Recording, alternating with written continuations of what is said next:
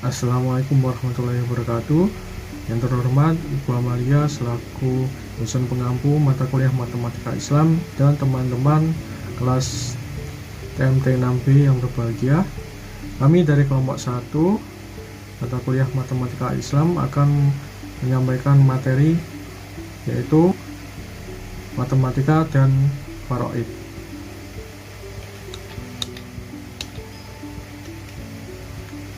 Anggota kelompok kami yaitu yang pertama adalah Mbak Lucy Mega Wahyuni, yang kedua ialah Mbak Diah Yuni Pujiastutik, yang ketiga Mbak Ulfiatur Rohmah, yang keempat Mbak Ria Miratus Zakiah, yang kelima yaitu saya Muhammad Syifal Muhram Al-Faini. Apa saja yang akan kita pelajari? Yaitu yang pertama ialah bilangan pecahan dan pecahan senilai, yang kedua ialah keterbagian dalam ilmu faraid, yang ketiga ialah FEB dan KPK, yang keempat terakhir yaitu pengukuran. Baik, untuk pembahasan yang pertama yaitu bilangan pecahan dan pecahan senilai. Pecahan adalah hasil bagi dua bilangan bulat. Bilangan pecahan adalah bilangan rasional yang dinyatakan dalam A per B, dengan A dan B merupakan bilangan bulat dan B bukan sama dengan 0. Bilangan A disebut dengan pembilang dan B disebut dengan penyebut. Di dalam Al-Quran, bilangan pecahan terdapat pada furudul muqaddarah, yaitu 2/3, 1/2, 1/3, 1/4, 1/6, dan 1/8. Setelah membahas tentang bilangan pecahan, selanjutnya kita akan membahas mengenai pecahan senilai. Pecahan senilai ini akan memudahkan kita dalam memahami ilmu faraid. Nah, sebagai contohnya, 1/2 sama nilainya dengan 2/4, 3/6, dan 4/8. Secara umum, pecahan senilai dirumuskan sebagai berikut, yaitu A per B sama dengan C per D, jika dan hanya jika A kali D sama dengan B kali C.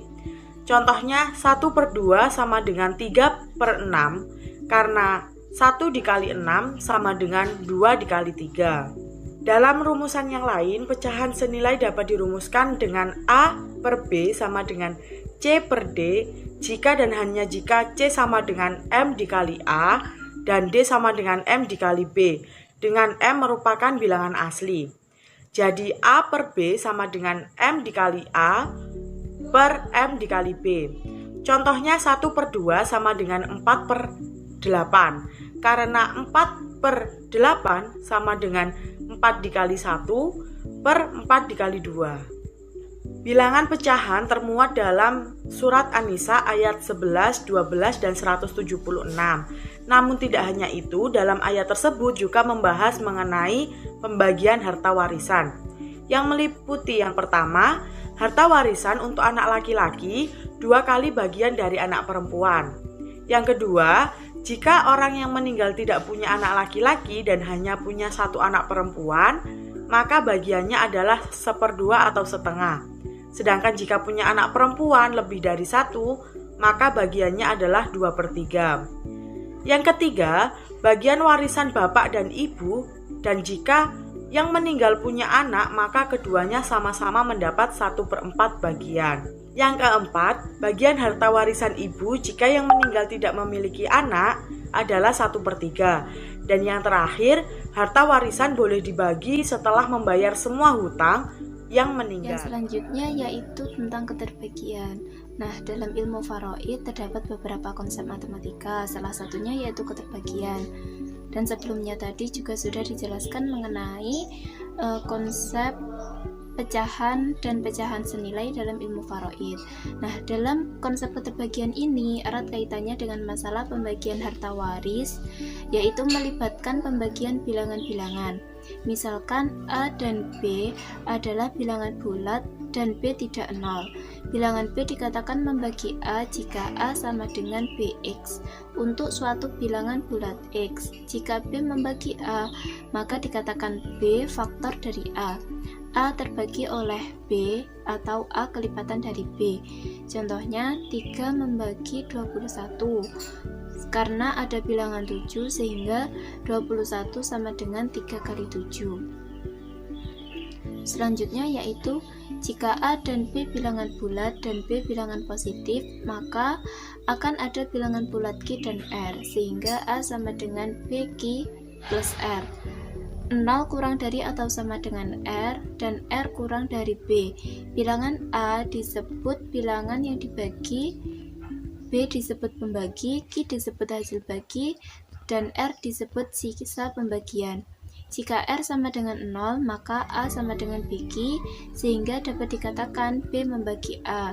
Jika R tidak sama dengan 0, maka B dikatakan tidak membagi A. Selanjutnya akan diteruskan oleh Diah Yuni. Untuk selanjutnya yaitu FPP dan KPK. Untuk menyelesaikan permasalahan Faraid, kita membutuhkan KPK untuk mencari solusinya atau memecahkan masalah yang ada.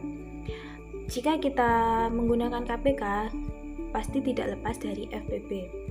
FPP merupakan faktor persekutuan terbesar dari dua bilangan bulat atau lebih dan dicari faktor yang paling besar dari bilangan tersebut.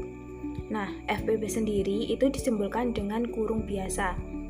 Yang selanjutnya yaitu KPK, kelipatan persekutuan terkecil dari dua bilangan bulat atau lebih dan dicari kelipatan yang paling kecil. Untuk simbol KPK sendiri itu disimbolkan dengan kurung siku. Selanjutnya yaitu hubungan FPP dan KPK. Hubungan FPP dan KPK biasa diberi rumus KPK dari bilangan bulat itu sama dengan perkalian antara bilangan-bilangan bulat tersebut dibagi dengan FPP bilangan bulat tersebut. Langsung selanjutnya, nah kita tahu pada furudul muqaddarah terdiri dari 2/3, setengah, 1/3, 1/4, 1/6, dan 1/8. Dalam pengoperasian 6 bilangan furudul muqaddarah tersebut membutuhkan pengetahuan mengenai KPK. Berdasarkan furudul muqaddarah yang sudah dijelaskan di atas, akan dihasilkan 7 macam KPK yang akan digunakan untuk menghitung faraid atau menyelesaikan permasalahan faraid, yaitu 2, 3, 4, 6, 8, 12, dan 24. Materi yang keempat yaitu pengukuran. Harta warisan tidak selamanya berupa barang nominal, misalnya uang. Ada kalanya harta warisan berupa sepetak tanah, beberapa kilogram emas atau perak, dan beberapa tong atau tangki barang cair yang berharga. Pada kasus yang lain, bagaimana membaginya jika ahli waris tidak mau menjual barang-barang tersebut? Misalnya, sepetak tanah ingin dibagi tetap dalam bentuk petakan tanah. Untuk kasus ini, agar pembagian berlangsung secara adil dan tepat, maka diperlukan pengetahuan mengenai geometri pengukuran, khususnya pengukuran luas.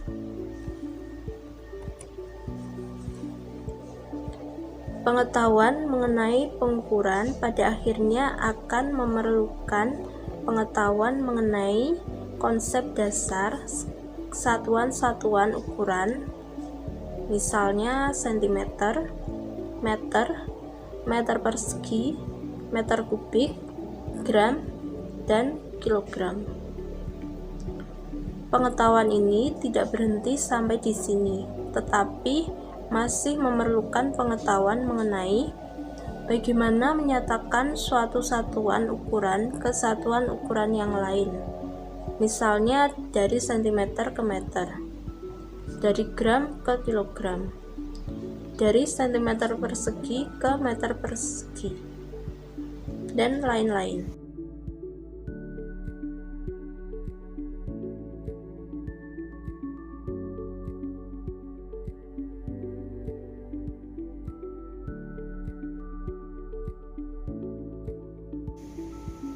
Sekian presentasi dari kami. Jika teman-teman punya pertanyaan, silakan tuliskan di forum kelas, nanti akan kami jawab. Dan apabila kami ada salah kata, segala perbuatan saat menyalahi kami mohon maaf yang sebesar-besarnya. Sekian presentasi dari kelompok kami, kurang lebihnya mohon maaf. Wassalamualaikum warahmatullahi wabarakatuh.